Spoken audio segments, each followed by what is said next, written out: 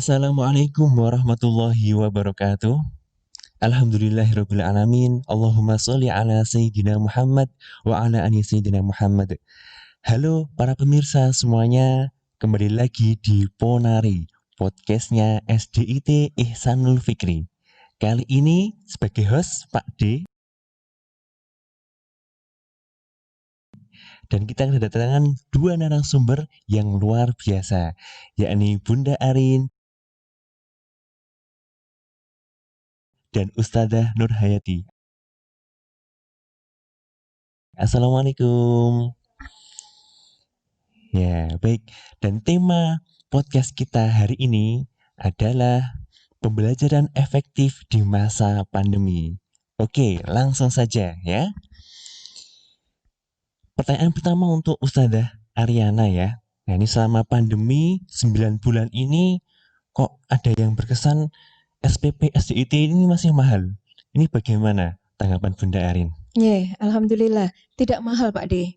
Karena kemudian kita insya Allah sudah tunjukkan dengan prestasi. Yang pasti yang pertama adalah prestasi kita dalam pembelajaran Al-Quran. Bayangkan Pak D, di masa pandemi kita bisa mengadakan uji publik tahfidz. Uji publik tahfidz mulai dari 3 juz sampai 8 juz. Masya Allah, itu suatu prestasi itu Pak D. Ya, uji publik berarti langsung ya live gitu ya? Insya Allah iya. Jadi uji publik tahfidz online melalui Zoom dan YouTube. Terus kemudian ini peserta itu tanya itu juz manapun dan itu bisa atau bagaimana? Insya Allah. Jadi masyarakat umum bisa langsung bertanya gitu tentang juz yang yang sudah dipahami ya. Jadi mereka dalam sekali duduk boleh ditanya. Tergantung tadi ya 3 juz atau 4 juz atau 5 juz. Yang kemarin terakhir adalah 5 juz ya. Jadi bisa secara online ditanyakan, bisa sambung ayat dan sebagainya seperti itu. Masya Allah ya, luar biasa sekali. Kalau dari pembelajaran lainnya bagaimana Ustadzah Nurhayati? Begini Pak D, untuk pembelajaran secara umum ya, kalau tadi Bunda Arin sudah menyampaikan prestasi dari sisi pembelajaran Al-Quran, kita juga cukup bangga gitu ya.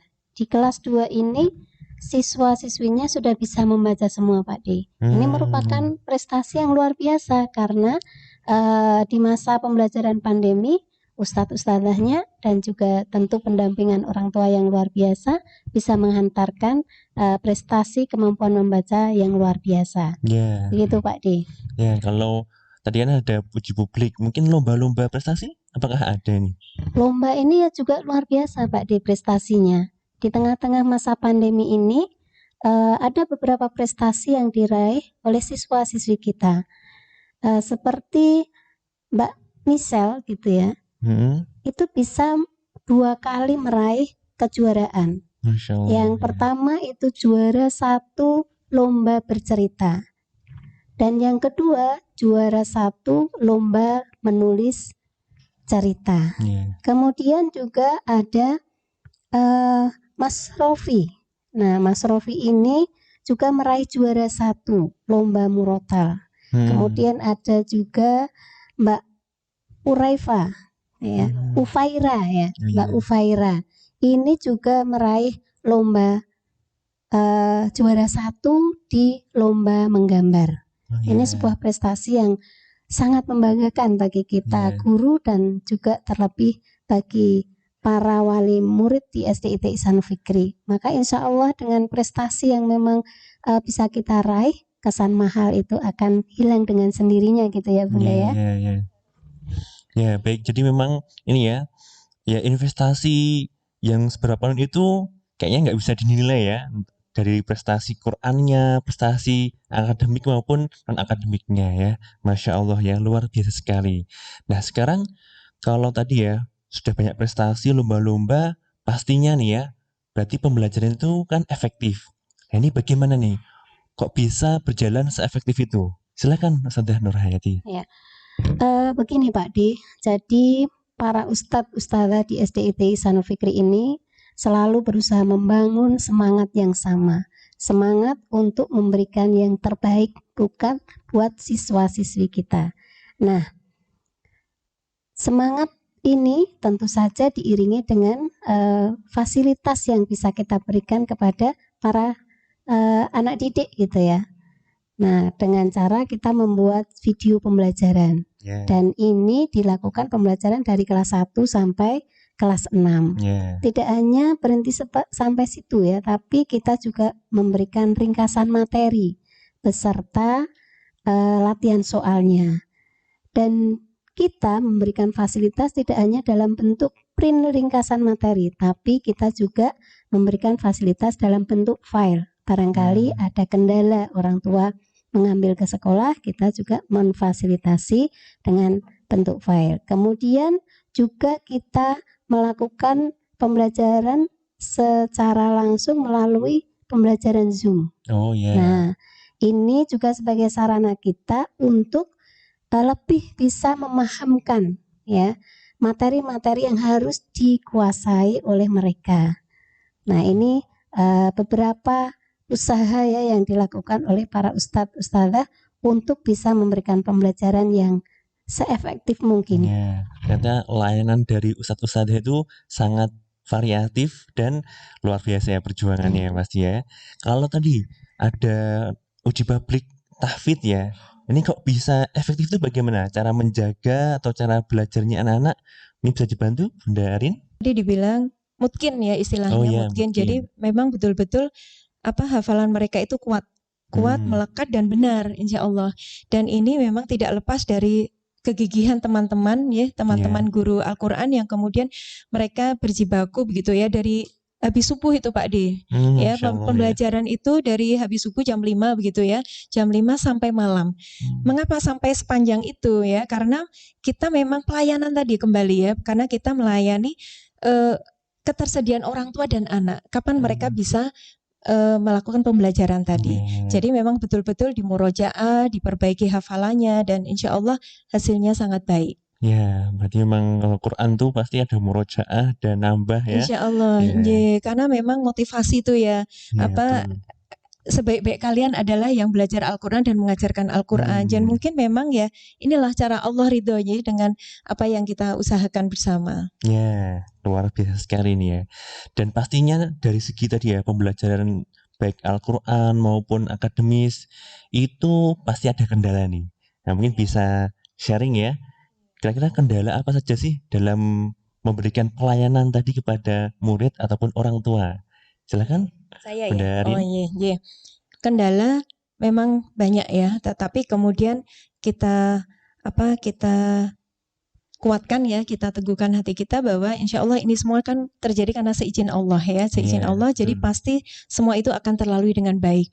Jadi kendala banyak sekali Pak D. Yang pasti pertama dari kita guru ya. Dari guru kita yang tadinya gagap teknologi ya, kemudian kita harus belajar dan alhamdulillah itu difasilitasi oleh sekolah.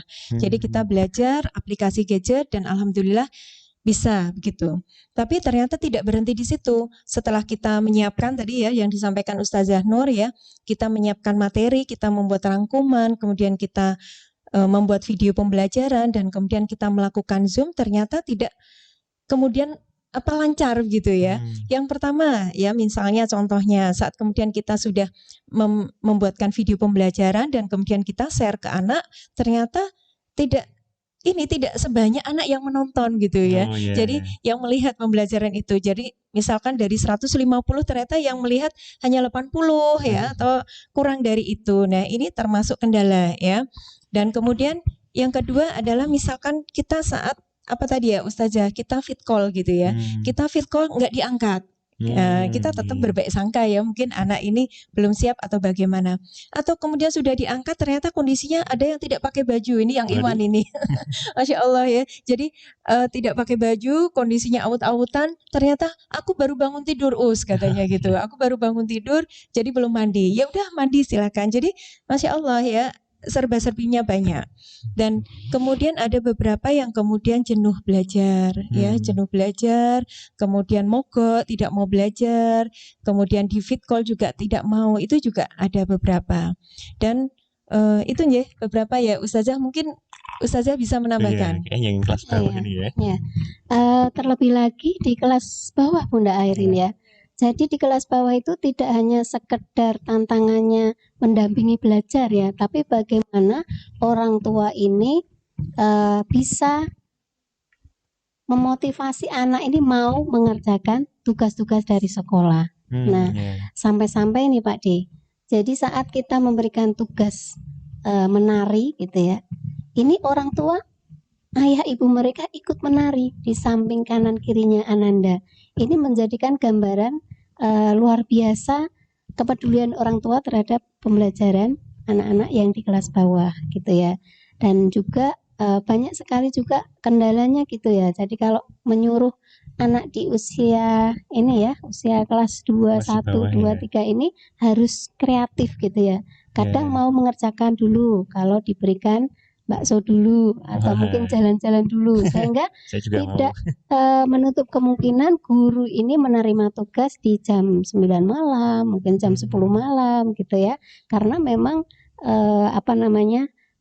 harus punya kreatif merayu anak untuk bisa Ya. mau mengerjakan tugas Masih ini. Ini luar mut-mutan biasa gitu ya. Iya, suatu kendala sendiri, tapi kita bersyukur sekali orang tua ini kepeduliannya luar biasa. Ya, baik. Ternyata luar biasa ya. Ada yang geli-geli ya, lucu ya ternyata selama pembelajaran jarak jauh ini ya. Lantas dari sekian permasalahan itu ya, solusi-solusinya apa saja ini, Bunda? Jadi solusinya Pak D, yang pertama pasti komunikasi dengan orang tua ya. Ya. Jadi sekolah tetap melakukan komunikasi yang intens dengan orang tua, dan alhamdulillah orang tua di SDIT ini alhamdulillah komunikatif sekali ya. Mereka senang dan bekerja sama baik dengan kita guru-guru. Jadi yang pertama komunikasi, dan alhamdulillah dengan komunikasi tadi hampir semua permasalahan bisa terselesaikan ya. Walaupun diikuti dengan langkah-langkah yang lain. Langkah yang berikutnya dengan SDIT menyapa tadi yang sudah disampaikan Ustazah, atau home visit. Jadi terutama untuk anak-anak yang sulit mengerjakan tugas ya. Ada satu kasus ini di kelas 6 yang kemudian anak tidak mau melaksanakan tugas, tidak mau fit call, tidak mau Zoom, kemudian kita silaturahmi ke rumahnya, dan kemudian kita selain berbicara dengan orang tua, kita juga ngobrol langsung dengan si anak ya, dan kemudian kita pahamkan bahwa Mas, ini sangat penting ya, bahwa ini adalah untuk masa depan kamu dan sebagainya, dan itu dengan Insya Allah lah, dengan doa juga kita ya, dengan doa, dan alhamdulillah itu bisa berlangsung dan kemudian bisa progresnya baik gitu, meningkat. Anak kemudian mau mengerjakan tugas, itu kita tunggui Pak. Kita ke rumahnya kita tunggui. Dari 1 pekan tugas itu bisa dilaksanakan semua, malah mau lagi ustazah. Jadi memotivasi anak gitu. Kemudian yang ketiga dengan program dari sekolah. Untuk mengatasi kejenuhan ya, mengatasi kejenuhan dengan adanya pekan refleksi. Di pekan refleksi ini kita ada 2 kegiatan. Yang pertama menyapa sahabat baruku ya, terutama untuk anak-anak yang di bawah kelas 1 yang belum kenal teman-temannya ya, mereka fit call dan kemudian memperkenalkan teman-temannya. Dan kemudian yang menarik lagi adalah dengan menggali potensi bakat dan minat anak-anak. Jadi dari semua siswa SDIT mereka membuat video menampilkan minat dan bakat, dan alhamdulillah itu sangat merefresh gitu ya, merefresh mereka untuk tidak jenuh lagi gitu, tidak semangat hanya lagi. Iya betul, nggak hanya tugas aja gitu. Kemudian yang berikutnya juga ada motivasi dan nasihat dari guru, baik saat fit call atau Zoom, juga dengan melalui pembelajaran BPI, Bina Pribadi Islam ya. Jadi dalam BP itu kita berikan kisah-kisah berhikmah yang kemudian bisa mengolah rasa anak-anak untuk kemudian dia menjadikan karakter anak-anak itu lebih baik. Seperti itu Pak D. Ternyata solusi dan lebih ke pelayanan tadi ya. Iya betul. Sangat bermacam-macam dan bagus-bagus semuanya. Alhamdulillah, mudah-mudahan orang tua berkenan dan hasilnya memang baik. Iya. Baik, tadi sudah disampaikan tentang solusinya. Nah sekarang dari Ustazah Nurhayati ini ya, berarti nih kunci sukses pembelajaran selama masa pandemi ini apa Ustazah? Begini Pak D, kunci sukses dari pembelajaran yang ada di SDIT ini tentu saja tidak bisa lepas dari beberapa pihak ya, baik guru, siswa maupun juga wali murid. Yang jelas dalam kita menghadapi ujian pandemi ini, yang pertama kita harus husnudzon kepada Allah, berbaik sangka kepada Allah, bahwa ujian ini adalah yang terbaik buat umatnya. Maka kita harus benar-benar bisa menerima gitu ya. Kemudian yang kedua, kita harus ikhlas ya. Harus ikhlas dengan cara kita harus selalu bersemangat ya. Bagi orang tua ya, walaupun mungkin harus menjadi guru dadakan gitu ya, ya kita harus ikhlas gitu ya.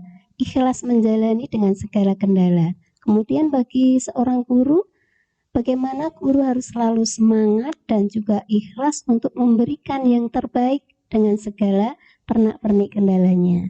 Nah, kemudian yang ketiga, yang terakhir adalah harus sabar.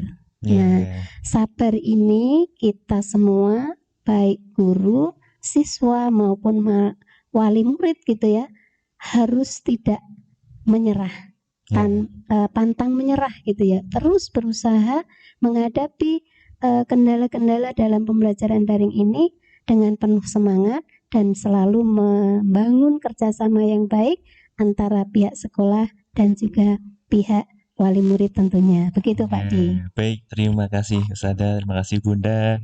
Ya, pemirsa Ponari semuanya, ya tadilah kita saksikan bahwa pembelajaran efektif di masa pandemi ini tidak lain adalah hasil kerjasama antara guru, orang tua, dan siswa. Baik, sekian dari kami. Jalan-jalan ke kota Magelang, kotanya sejuk dan menyenangkan. Semangat belajar daring ya kawan, menjadi pribadi unggul berkarakter Al-Quran. Wassalamualaikum warahmatullahi wabarakatuh.